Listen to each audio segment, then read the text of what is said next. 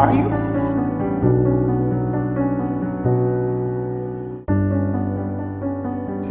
See through you. We can.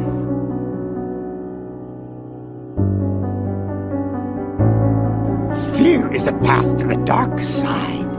Fear leads to anger. Anger leads to hate. Hate leads to suffering.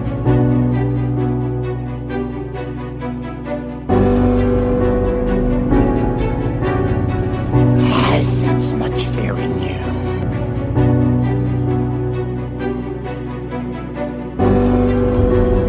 One of the things we might learn from history is that the government's interests are not necessarily the same as ours.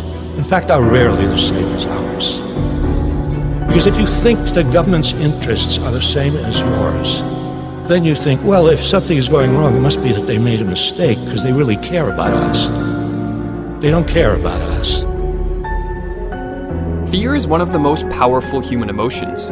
While highly useful in situations where threat of immediate harm exists, it is the most debilitating and dangerous of emotions when present unnecessarily.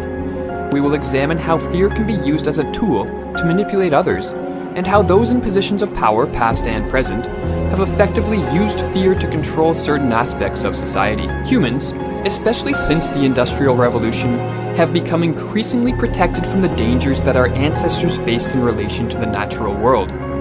But as mankind's fear of nature and the elements has fallen, in its place many other fears have come to fill the void.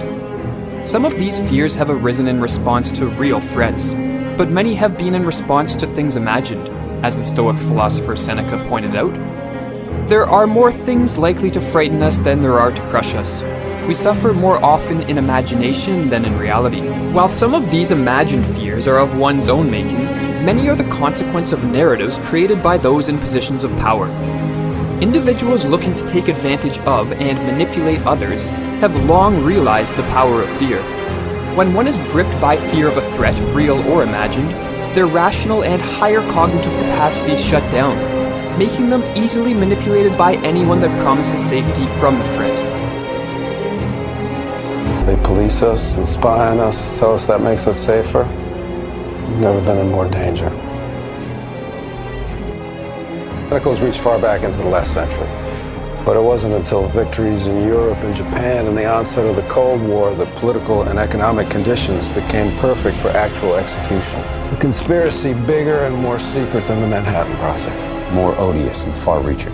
No sooner had we defeated Germany than a new threat started appearing in skies over America. Drawn to Earth by the latest threat to extinction, the H-bomb.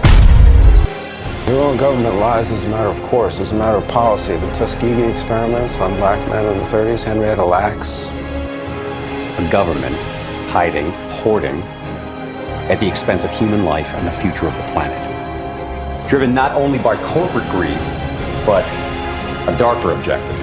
The takeover of America. And then the world itself, by any means necessary, however violent, or cruel, or efficient. By severe drought, brought on by weather wars, conducted secretly using aerial contaminants and high-altitude electromagnetic waves.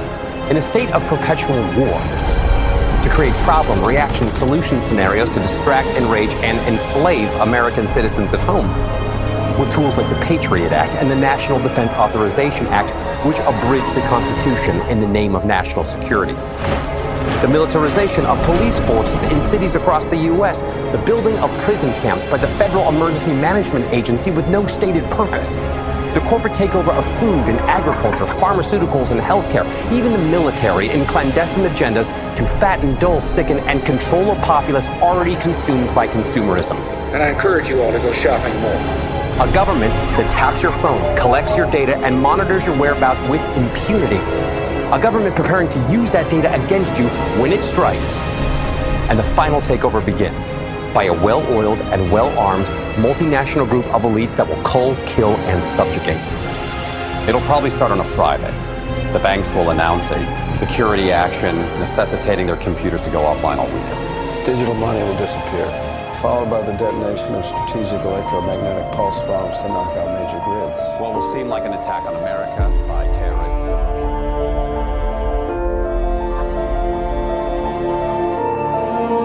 No passion so effectually robs the mind of all its powers of acting and reasoning as fear, wrote the 18th century philosopher Edmund Burke.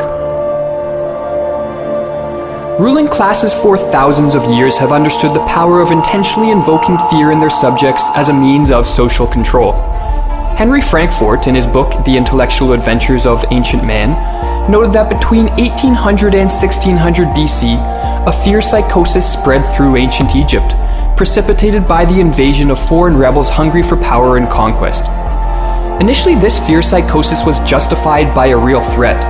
Yet even when these foreigners were successfully driven far away from Egypt, the ruling powers sought to artificially maintain fear among the population, realizing that a fearful population is easier to control than a fearless one, as Frankfurt explained. The common desire for security need not have survived after the Egyptian Empire extended the military frontier of Egypt well into Asia and thus removed the peril from the immediate frontier. However, it was a restless age, and there were perils on the distant horizon which could be invoked to hold the community together, since unity was to the advantage of certain central powers. A fear psychosis once engendered remained present, and there were forces in Egypt which kept alive this fear psychosis in order to maintain the unified purpose of Egypt. The artificial construction and maintenance of fear in a population by a ruling class has remained pervasive from the time of ancient Egypt up until the modern day. Oppressive governments often maintain their grip on a nation by continually invoking fear, and then proceeding to claim that only they, the ruling powers, have the means and ability to protect the population from such a threat. The whole aim of practical politics, wrote H.L. Mencken, is to keep the populace alarmed and hence clamorous to be led to safety by menacing it with an endless series of hobgoblins, most of them imaginary. John Adams, one of the founding fathers of America, echoed this sentiment, writing, "Fear is the foundation of most governments."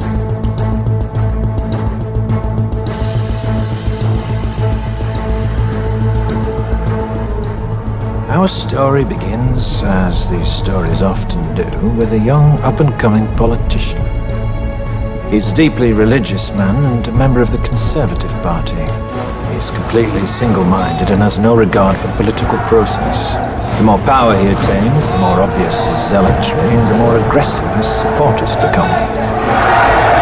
Eventually, his party launches a special project in the name of national security.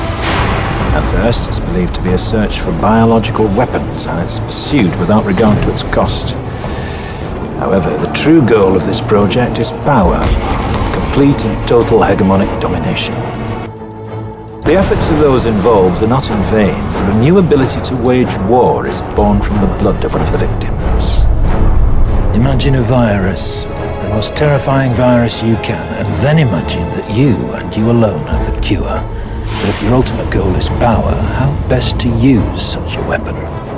It's at this point in our story that along comes a spider.